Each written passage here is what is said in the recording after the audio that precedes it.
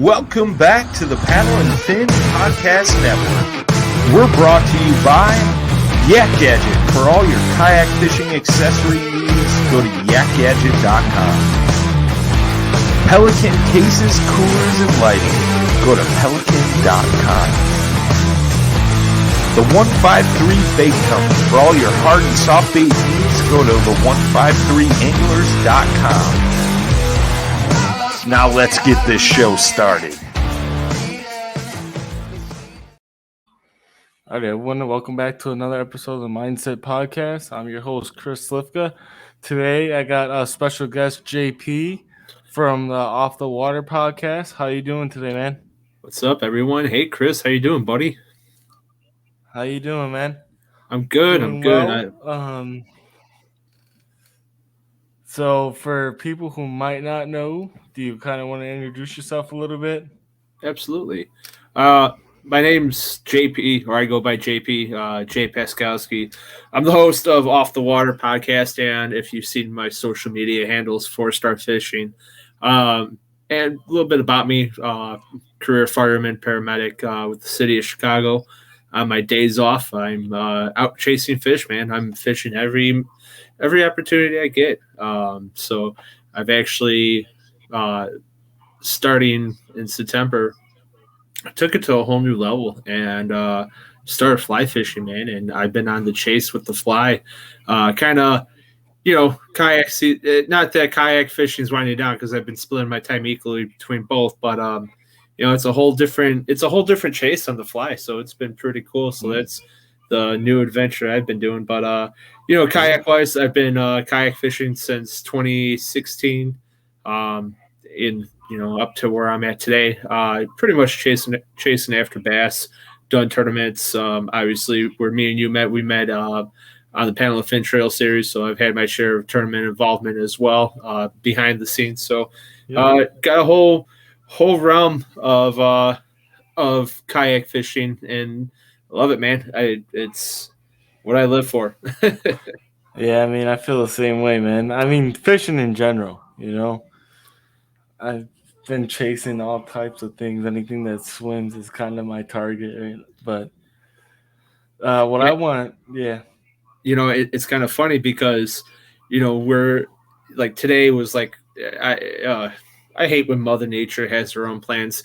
I was planning out being out fishing, and then just the way the wind was blowing, there was no relief whatsoever, and it was unforgiving. So my fishing today was cut short, but we're getting ready here to, go into the freeze, if you will, with winter coming around the corner. I don't want to talk about it. I know. But at the same time, in my mind, I'm thinking, man, I got to start planning my trip down to the Gulf. And now that I'm fly fishing, start targeting stuff fly fishing down there. It's a whole nother expense, man. Yeah, right. As if we don't spend enough money on fishing. I know. But the reason I wanted to have you on is kind of like you said, you recently started fly fishing. I kind of wanted to know, like, I know you made a post about it, and I know me and you personally talked about it, but I kind of wanted to have you on the podcast and just let me know what the mindset was and what made you want to do it versus – and just start from there, and then we could go from there. Sure. Yeah. So, what kind of inspired me was a couple of years ago. So here in Illinois, we have stocked trout in the inland lakes and some rivers. So I was conventional fishing for trout, using a size 8 hook and, rolling the power dough, like a little for those who don't know what power dough is or power bait, it's like Play-Doh for trout that they eat. It mimics the food pellets they get. So you cast it out with with the split shot weight on it, have a bobber as an indicator, and you just pretty much wait.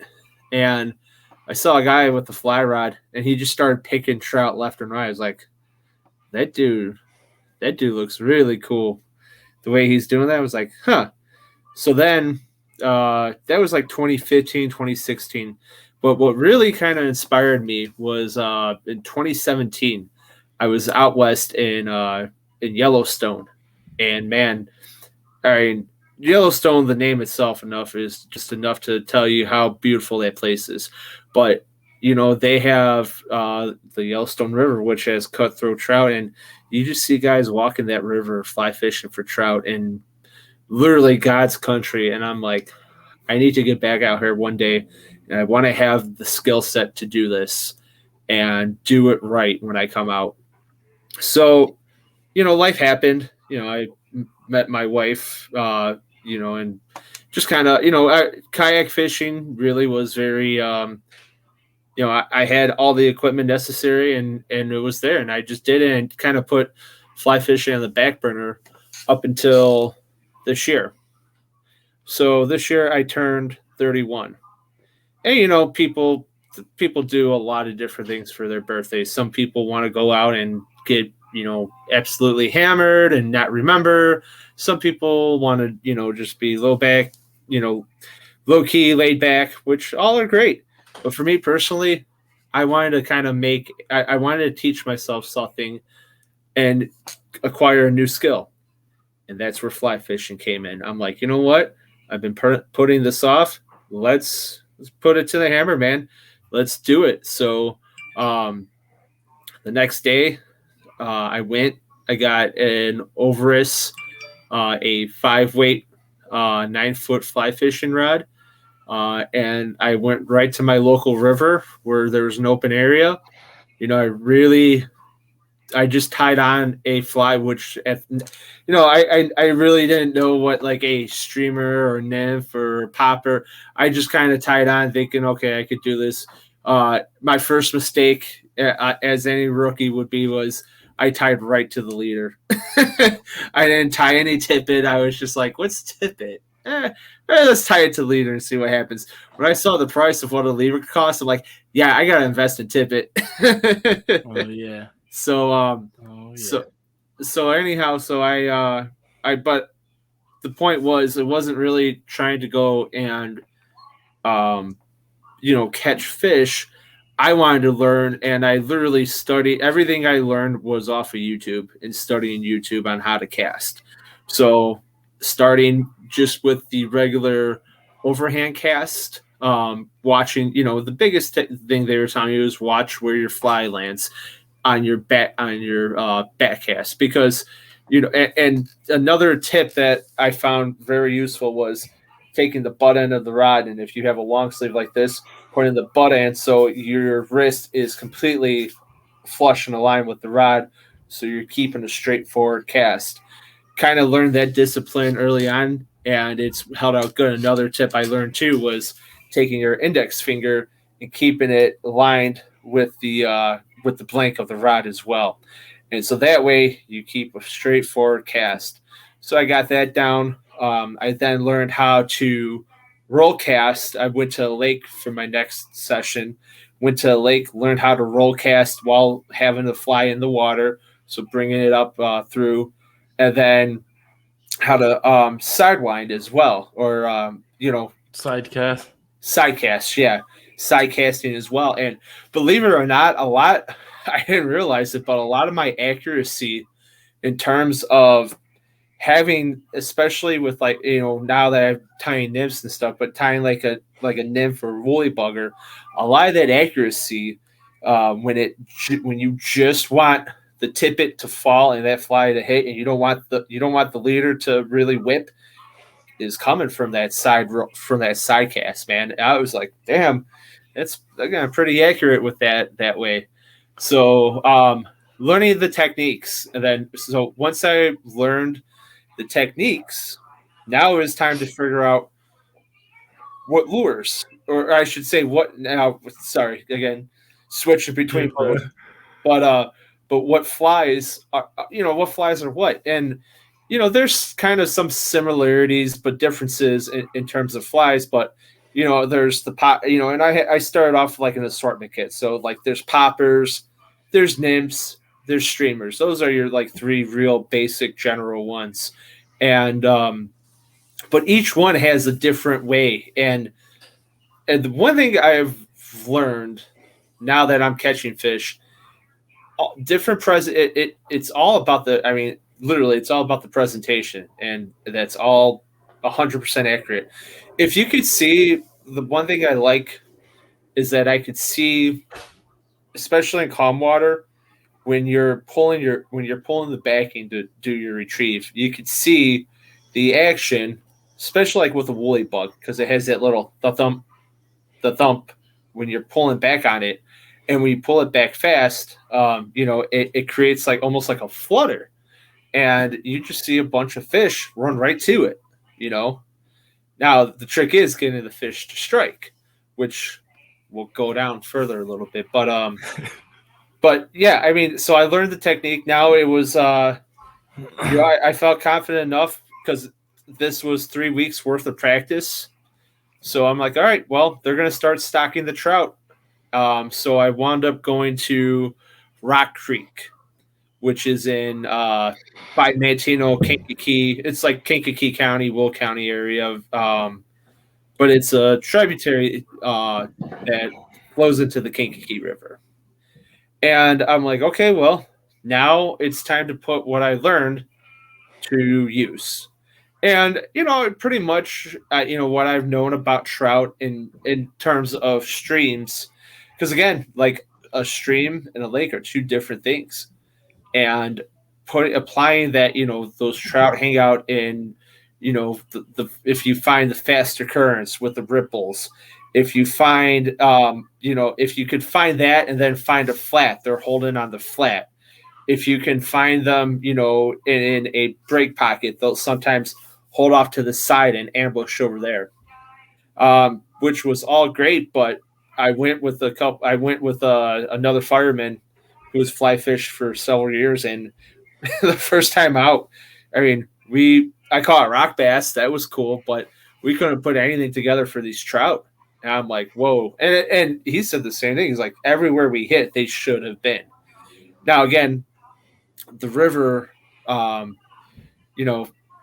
low, so it was probably low enough where if they dumped them into the creek, if they dumped them into the creek, they scattered, right? So now you're thinking, and this is, again, the mindset right here. It's about the chase and the hunt for it now. You're not just expecting to throw a fly out and catch a fish. You literally have to hunt these things down. So I will say this. We found the golden trouts.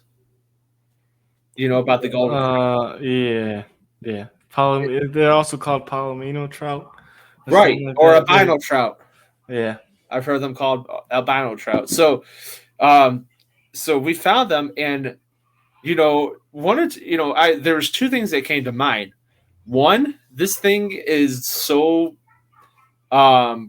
sensitized to human interaction that it didn't even flinch when we were walking up the creek, right? Like, it's just like, okay, it's another lake that's coming through the water. I'm just still going to chill here. And then the other thing was, we saw it. Obviously, we were going to fish for it, and we're throwing our flies at it. And I'm telling you, we're letting I was throwing a little nymph, letting the nymph just kind of float. We're fluttering. I'm even whipping the nymph at it, like it's landing right on top of it, not even phased. I'm like, you gotta be kidding me. I mean, I spent literally half an hour just trying to lure this trout to hit this nymph, and wasn't having it. So whatever, we backed up, called it a day, and I was like, well, I gotta get back. So a couple days went by. We had a good rain, and it raised the water level significantly in the creek when I went back the second time. And I did the same pathway. And then it wasn't until towards the end, because there was another storm rolling in. It wasn't towards the end that I was like, all right, well, here's our last attempt. And then, bam, hooked up. I was like, oh, cool. And I got it on the GoPro. There's a little video release, but it wasn't the biggest. Was it the biggest trout in the world? Absolutely not. I mean, I've caught, bigger trout with conventional fishing. However, it was the pursuit of catching that trout on a fly that made it that's special. Because there's, and we'll break it down even more. I mean, it's that special. I definitely feel the same way. Like, you can definitely catch a lot more fish, no matter the species. You can definitely catch a lot more fish conventional, but there's something about when you pick up the fly rod, it just becomes, like you said, the pursuit of it, and then when you finally connect with that fish, it's more of like a journey and like I don't know the exact word for it, but it's something special versus just throwing conventional gear. There's so much that goes into it. There's so much from scouting out and finding, what we like. If you were to compare it to like conventional fishing, right? All right, so like the pre-fishing. Okay, so your pre-fishing is walking this creek or walking a lake, because that's the next part we're going to come to, and seeing, finding the area and even finding fish. I mean, here's the thing: if if you don't see any fish, for the most part, they're really not there, because there's not too many places for them to hide. It's one pretty straight way, and they're not really they're skittish, but they're very territorial. What I've learned about rainbow trout, they're very territorial, and so they will stick. If not, they won't go too far from the areas that's their domain. But it's selecting the right fly, again, and for some reason they are particular about colors. One color works better than the other, and you wouldn't think that you try to match what the forage is, but there's just something in their DNA that they're attracted to certain colors and certain conditions. Yeah, throw pink, man. You gotta buy. There's a fly called the pink squirrel. That's what you use in the driftless area. Okay. Sure. It's a nymph, and it's all pink, and nice. For some reason it works, man. Like, hey, man, and that's becoming a bucket place of mine. The next pursuit is for either a brown trout or a smallie, but going further on, and you talk about it, what everything ties together. The next stop for me in fly fishing was it Monday? Yeah. So, Monday. So now a little more about the trout opener. So now after Saturday morning, you can harvest trout. So as me and you both know, they stock about 1,000 trout in every lake, and they're gone. I mean, if literally after Monday, if it's a Saturday morning, and by Monday afternoon, there's really nothing left. Yeah. It's just the nature. The big fish bite first because they want to eat first, and most people catch the big fish right off the bat, and then it's the ones that trickle on down. So I went to three different lakes. The first two lakes I went to, I struck out. I saw some trout, but that was one thing this year that I've noticed. All these trout, regardless of where they were at, they were all small this year. I don't think anything crossed over, and I'm looking at guys and they're stringers too. I don't think anything crossed over maybe 12, 13 inches. I mean, they were all small guys. So the first two I went to, I struck out. Actually, the one, they were draining the lake. I was like, well, this ain't going to help me. So, but the third lake I went to, just from knowing the lake and fishing there conventionally, and this is the lake where I saw that guy fly fish and just started picking them. I was like, all right, here we go. I kind of knew the area where he was at. I went to that area and I saw another albino Polynesian golden trout. I was like, oh, he's in that area. And all of a sudden, this is the part about having good polarized glasses. You just see, a whole school of trout just stacked. I'm like, holy crap. And I'm looking at it. I mean, they're cruising this. It's like a weedy flat. They're just cruising. I'm like, oh, dude, this is going to be awesome.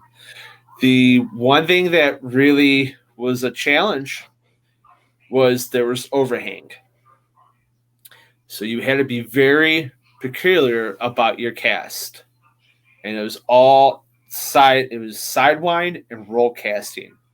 And there was just one spot because I figured out walking around a little bit more. So there's like a little cut through, which water's running. Obviously, those trout want to be next to running water or within that area because food passes through there. And Chris, it was like fish in a barrel, man. Literally, I was throwing a size 12 woolly bugger, and I was throwing a bunch of different things beforehand. I had one that had like some purple and pink to it. Wasn't having it. I switched to a green, like a what do you call that? Like an olive? Olive. What do we call it in the fishing world? Oh my god. I'm having a brain fart. Come on, Chris. Too then, man. Chris, what's the green that we The chartreuse? No. Hold on. You gotta have some, man. Green pumpkin? Green pumpkin. Green pumpkin. Yeah. So it was like a green, olive green, green pumpkin color woolly bugger. And at first cast, holy crap. It like there was like I could see the bodies just kind of swarm right at this thing. And then for 2 hours, it was like playing with a puppy. For like 2 hours, you were just casting this, and they'd hit it. You'd set the hook, reel it in, and that was like the other part too. How bad the overhang was, you couldn't lift your rod up too high. So if you weren't, I wasn't keeping them. So if I got them close enough to where I could get them up with enough pressure off the hook, they'd shake themselves off and go, And that's the other thing too. Like a lot of guys, when you're conventional fishing, even with trout, you want to handle them delicately because they're much more prone to injury than other predator fish. So just letting them go and be free. But man, like I said, it was like fish in a barrel. I reeled into shore about a dozen within an hour, and then just watched them. It was just so cool. Watch them swarm up trying to grab it. I'd start peeling back line and making it work like a topwater almost jump, their tails swerving at it. I tell you that was just so cool to watch all that happen. And that's literally and that was just it. It was trying to piece together the puzzle. And once you piece together that puzzle and it happened and everything worked, holy crap, it makes it that much more rewarding. Yeah. So you so basically you had a lot of success, but it took a little time, basically. Yes. Well, yes, it did. I would say probably the casting took the longest time. I know a lot of people struggle with that, and then now you're saying you're moving on to either smallmouth or brown trout. Yeah. And when is that coming? Is that coming soon or is that coming next year? Well, it all depends on when I could get out. I do want to do I'm looking at doing a trip to the Dowagiac River, which is a tributary of the St. Joe, which is one of the only cold water creeks or streams in southern Michigan. And it is a certified brown trout, by the Trout Unlimited. It is a certified trout creek, but it holds brown trout in there. So I'd like to catch some browns out of there, and then smallmouth. Actually, I was trying to flip around today for some, but the wind was just wicked. Yeah, it wasn't. I wasn't. you try to cast it and the wind would just take your fly. I'm like, all right. Today I was throwing a streamer, because I was in the river, so trying to throw a streamer to mimic bait fish. Yeah, you got to come out with me. Man. Are you the streamer king? No, not. I wouldn't say streamer king, but I know a little. I know a thing or two.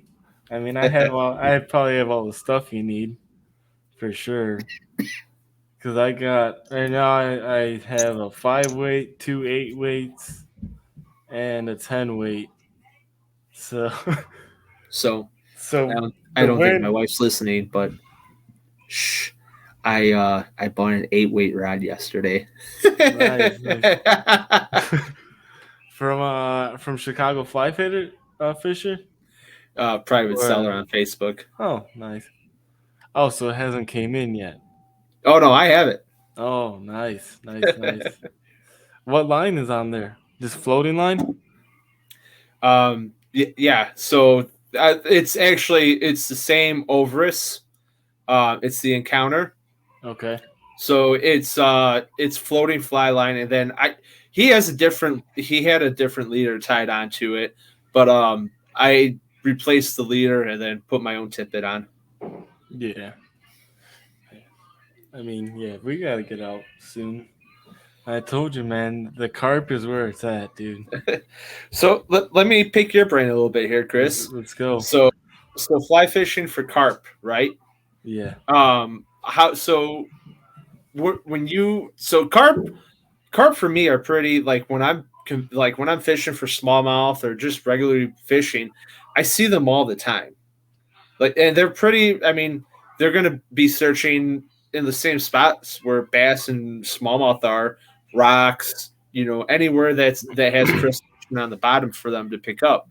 What size fly rod are you using? I'm using the 8-weight because of the fight. Okay. Now you can use the 5.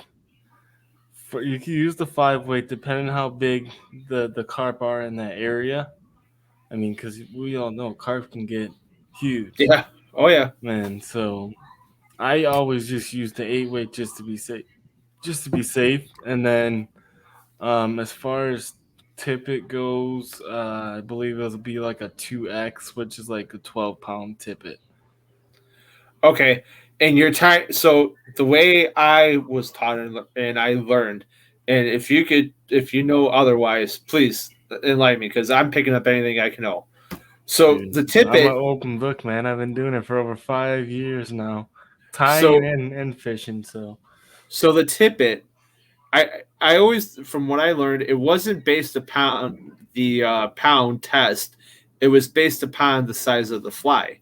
And you use they call it the rule of 3s and 4s.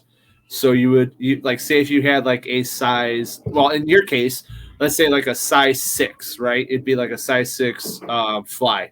So that's where you would use, if you're dividing it by 3 or 4. So 6 divided by 3 would be 2, 4 would be 2.5, but they don't make 2.5. So you would use a 2X tippet for that. So you're using a size 6, which is a pretty big fly. It can be. It all depends on how they tie it. Like, it's weird when talking carp because you're using the heavier tippet because of how big that fish is or can be. Okay. And the way they pull, it's almost like, I don't know if you watch redfish videos. Sure. Where guys, like, they're eating at the bottom and you gotta cast right to them, and as soon as you hook up with them, they take off and there's just line screaming. No matter if it's conventional or fly, they're gonna take off. And same thing with carp. And I mean, the flies I've tied flies on a size 10 hook all the way up to a size 6 hook. It's really like Lake Michigan carp, obviously. They're not really eating crayfish or anything. They're eating the same stuff the bass are eating. And they're more predatory and more likely to strike like a bass versus a carp in a river. Okay. That's cool. Yeah. I can tell you where they are too. I know which break walls. I know what time they're there too. Oh, I can believe it, man. I've been looking to get me into Lake Michigan carp, dude. But Yeah, they're all along those break balls in the summertime. dude, they'll ruin you though. Well, someone did say, I heard that comparison. The closest you can get to redfish in fresh water is with the carp. Yes. As far as exactly how they eat and how they do things, as far as once after you hook them, yes. Obviously, I've never been red fishing before, but if you kind of watch the fly fishing videos that people put up, it's almost identical to exactly how you're casting for them. People say to go look for carp when you're practicing to go red fishing. Okay. You know what? When I was man, I didn't take the opportunity to do it.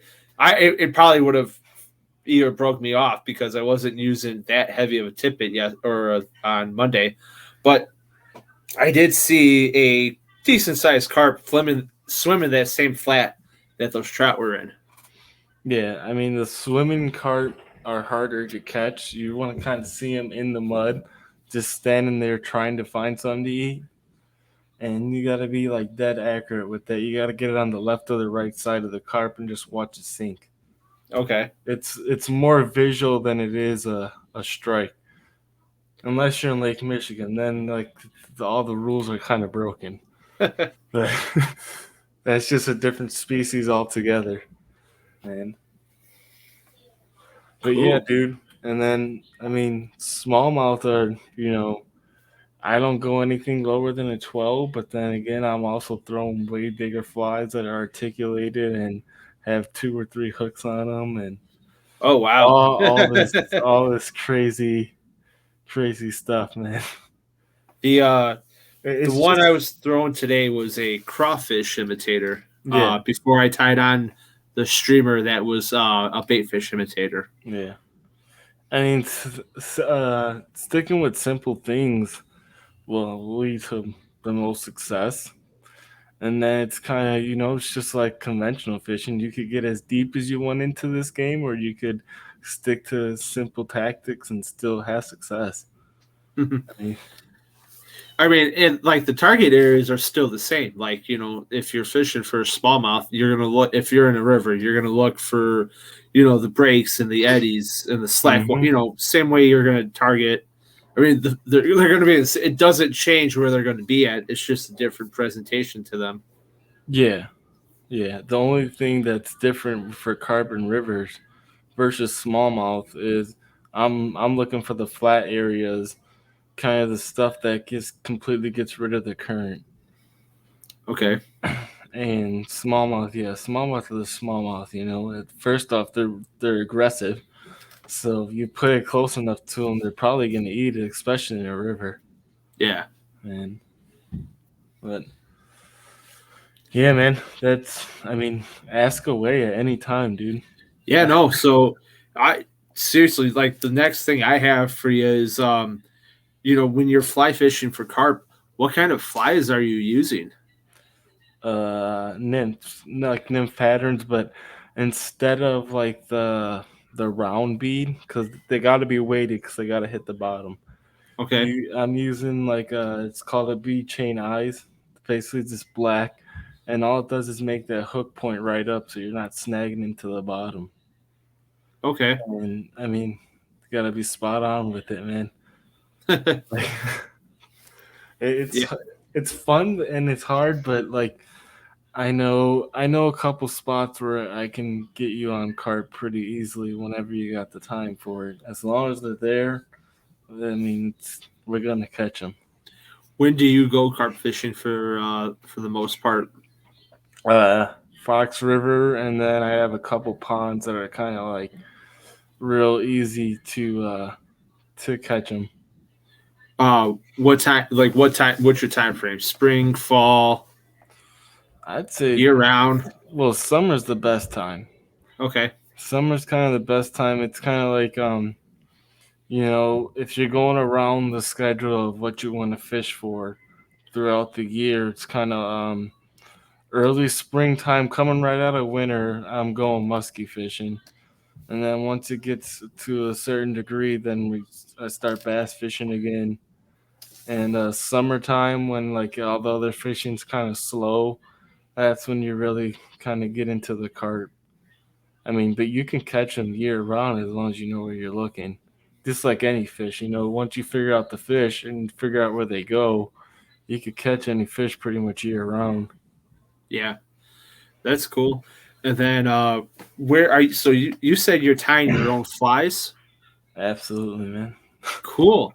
Dude. So do you have any? Do you have like? Can you grab one or two, or just kind of show what you like what you made?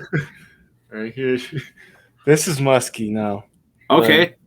This is what they call like a single Buford. I kind of messed up on it. That's why it's sitting here and not in a box. And that's just another musky fly. That's so. When you're whipping that around, do you have like? Is it like a 10 or 12? It's a 10 weight. 10 weight weight. with full sinking line. And it's like a whole different casting technique. You don't really want it whipping over your head, and you're not going to get perfect loose because it's so air resistant. And those are small ones for muskies. Like they get up to 15 inches, man. Some of those flies. Holy Christ! So So do you follow our Rocktown team, right? absolutely, dude. Okay, are you familiar with one of our team members, Austin? Yeah, I fished with them before. Oh, dude, yeah, that's all he does. He chases muskie in the kayak. Yeah, on the fly in the kayak. Dude, dude's amazing, man. I met him. Has to be 4 or 5 years ago now. I was doing shows and we met through a mutual buddy who no longer fishes. But yeah, I know him pretty well. Yeah, I'm supposed to have him on the podcast to talk about it, but life's kind of got busy for him, so hasn't really made it work out. But dude, man, anytime you're up to do any of that, I have no problem teaching you or going to the river with you, man. Yeah, for sure, dude. Like I said, I think next month, in November, I have a buddy who's coming in from Denver, who he's doing it's called Firehouse Fishing, Okay. and what it is, he's a fellow fireman. He's doing a documentation series with how like the stressors of the job and how fishing relieves it, and he's following guys from all over the country, and so he's going to do one with me. But he was supposed to come out in October, but stuff fell through with our department, and we'll leave that for another conversation. But it got reapproved for him to come out. So I think it's the 14th. Yeah, he's going to ride with us on the 15th. So, I told him like it's kind of hit or miss with conventional, fishing for bass because that water temperature is going to be chilly for them. But I go, we can go take a ride to Michigan because as I was looking at the drift list, I forgot the drift list closes on the 15th. But Michigan still has St. Joe and all the tributaries. So that's where I'm like, maybe we'll hit up the Dowagiac River and fly fish the Dowagiac for some brown trout. That water should be getting cold enough to where they're super active. Oh yeah, it's probably good now. I would try throwing streamers for it, and you gotta look up the D. It's called a D&D, a drunken disorderly. It's a streamer. Fine, let me write that down. D and D. Yes. Drunk and disorderly. It was made by a fly fishing guy. I believe he's out of Michigan. Dude. And that's all he does is chase brown trout on the streamer, dude. And nice. He developed that pattern specifically for them fish. Okay. But I don't know how to get your hands on one per se. I'm sure if you call a fly shop around there, they would have it. Sure. Yeah. Now, have you ever fly fished Lake Michigan for trout or carp or any fish, if that? I've done Lake Michigan for carp, but that's in a secret spot we can't talk about. Oh. Here's my fingers. My toes are below me if you want to break them. Yeah. Yeah, so I got a buddy who does it pretty much year round on Lake Michigan who, kind of showed me the ropes. Okay. But it's more up ways out of Chicago. Oh, all right. So, Now, have you caught any trout while fly fishing on Lake Michigan or steelhead or anything No. that's run through? I thought about you. I'm like, I've never really targeted trout. I've always wanted to go up to the driftlets. I've never really had people to go with, and it's kind of didn't want to go by myself type of deal. okay. But it's always been muskie. It's always been muskie and carp as the primaries for fly fishing, and then bass. When I hit the rivers, I do bass for fly fishing, but I also, I do conventional for bass too. Yeah. Yeah, So, buddy. Yeah, I tell you, I was, you know what?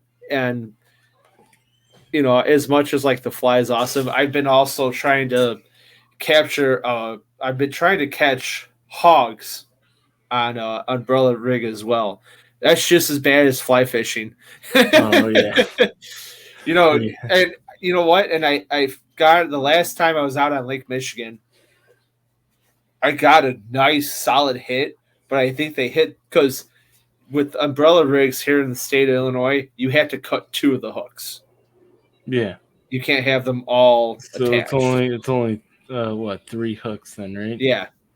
So I think he hit one of the false hooks. I'm like, ah.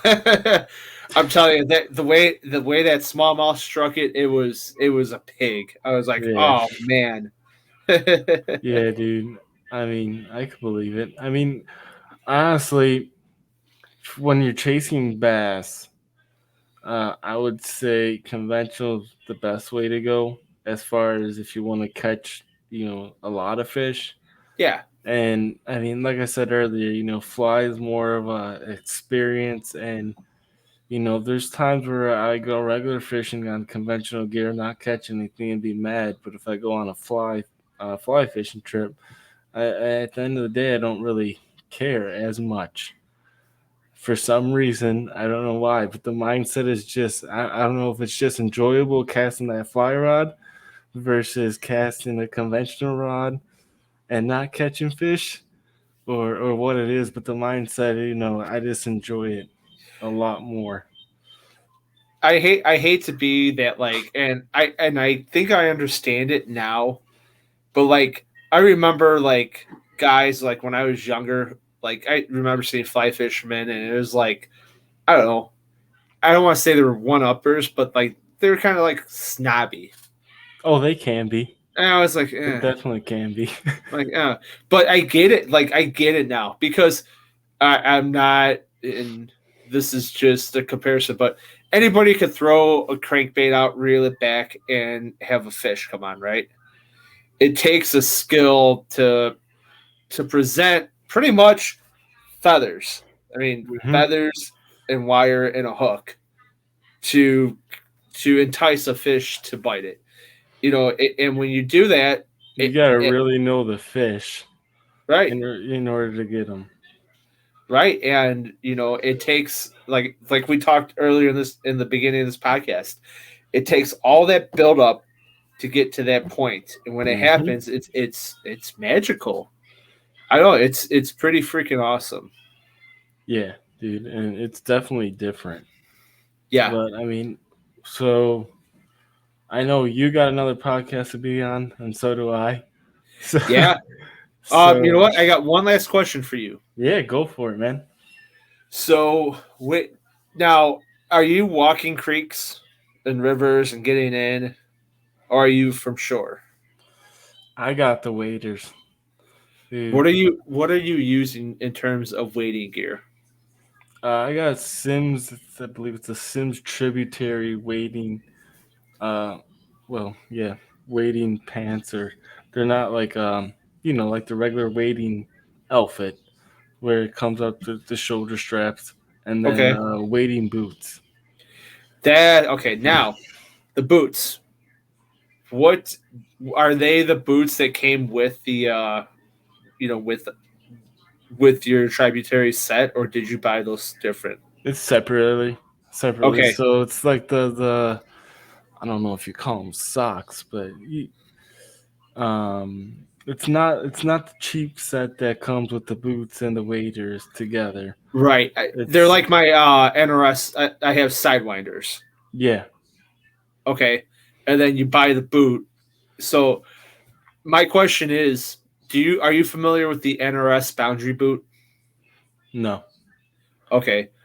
I've used those for kayaking. And they've been great. I just replaced a pair. I literally just got the pair in today, and I've replaced a pair that I've had for 3 years. The contour of the sole finally ripped after beating the hell out of them. My question is that if you've used the sidewinders, or I'm sorry, if you use the boundary boot, which is that pairs with the sidewinders, versus the Sims, like the tributary, or the one they have, the Trek 4.0. Yeah, I think I have the free. I think they're called they may not have them anymore because I bought them like 2-3 years ago. They were called the Freestone wading boot, I believe it was Okay. called. I'd have to look it up to be honest with you. Are they pretty dry? Yeah, yeah, Okay. they are. I mean, the only time I've gotten wet in my waders is when I've had a hole, which I'm currently repairing right now. Okay. But But because I mean, I was starting to take on water from those rippings. So because I'm actually I don't want to say that the NRS sidewinders are, I like, these are brand new. Actually, sit tight for 1 second.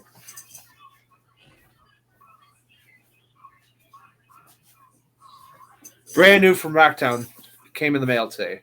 So I don't know if you can see them. yep. So they got it's a whole new design, which NRS did, right? And they go all the way up, but these go with my sidewinders. So just the same way as those bibs are. This is double reinforced. It's a half up to 5 millimeter neoprene. But the construction of the sole, so like right here, this is where it tore apart the last time. On your boots, do you think after walking all those rocks, are those boots holding? You said 3 years, so they're holding up pretty well. Yeah. Yeah, So man. I mean, because I'm about the NRS might hold up well too. It's just I don't know if a bibs will be good enough for wading, as far as a whole day on the river. okay. Yeah, they're meant for cold water. Okay. I mean, I've never personally tried them, so Yeah. But I think I'm gonna go with I'll use these for the kayak, but actually get like a pair of like the hiking boot style, wading wading boots. boots. Yeah. Yeah, dude. I mean, the hiking boot style wading boots is good because then you can also buy an accessory for them. They're like spikes, kind of. Okay. Yeah, like cleats. So you could grip the rocks better. I haven't personally done that yet because I still use my wading boots and waders when I'm on the kayak, especially like now when it's getting colder out. Okay. But so I haven't put those on, and I don't know if they're removable and the boot is still good. Okay. But that's something you could look into, especially if you're not going to be putting it on a boat or a kayak as you're fishing with them. Yeah, I think I'm doing 2 separate outfits of Yeah. those. So cool, man. All right. Well, Chris, I know you said you have to go, and I'm not going to hold you up anymore. Yeah, we both got a couple podcasts to do too. Yeah, I got a seminar I got to sit in on. Nice. So, Nice. all right, Chris. Well, hey, man, I appreciate you having me on tonight. Yeah. The only other question I had to end the show is, what from your experience, what do you recommend for people who haven't tried fly fishing yet? My recommendation is don't be afraid of it. Seriously, the first thing, do what I would, everyone has their preference on what they want to do. Learn how to cast first. don't worry about catching fish. You'll get to that point. But learn how to cast first, because that's going to make life, if you go into the mindset, right? So I want to fly fish to catch a fish. Well, it's not that easy. What you want to do is you need to learn how to cast first, then learn the lures or learn the flies, and then once you learn the flies, learn how to target those fish, whether it's trout, smallmouth, whatever you're targeting, and then really after you've successfully acquired those skills, then put all those skills to use, then go start hunting down fish. It makes your mental it makes your psyche so much easier, and it makes the sting, not if you don't catch something or if you do something do something wrong, you know how to mitigate the situation because you've practiced before you've gone out. So practice first and then go chase your fish. Yeah, I agree with that. I know I've had in the beginning of my stages, I had a lot of kind of setbacks because I was more focused on the fish than I was the casting. And then I kind of just sat down and really learned the casting of it.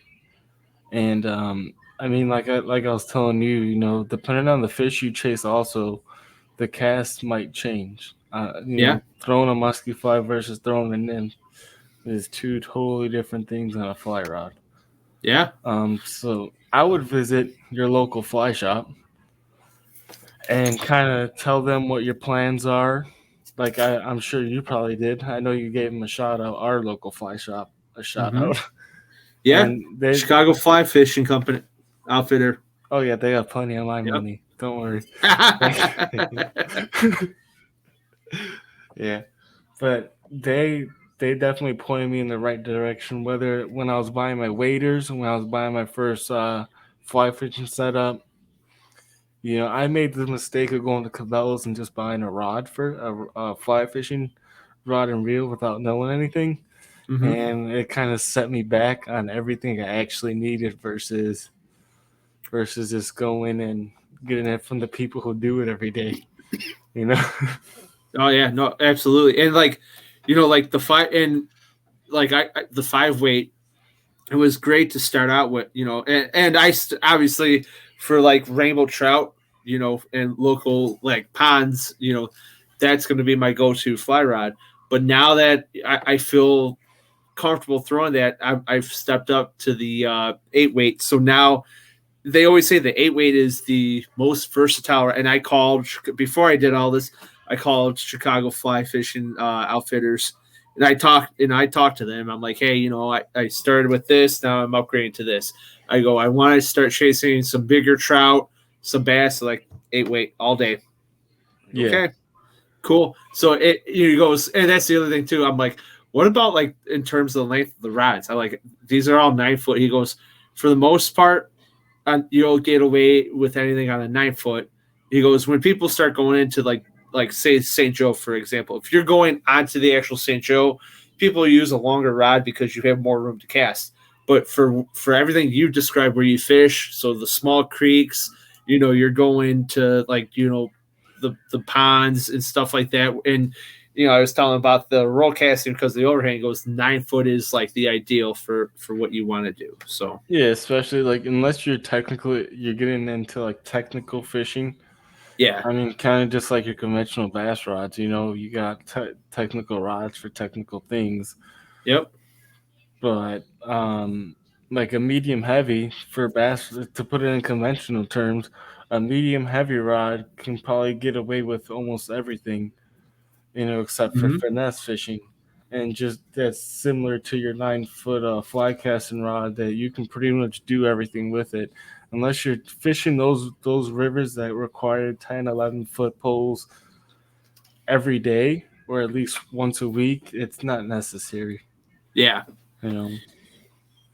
Yep, absolutely. So I appreciate you joining me, man. And this is a good, refreshing talk.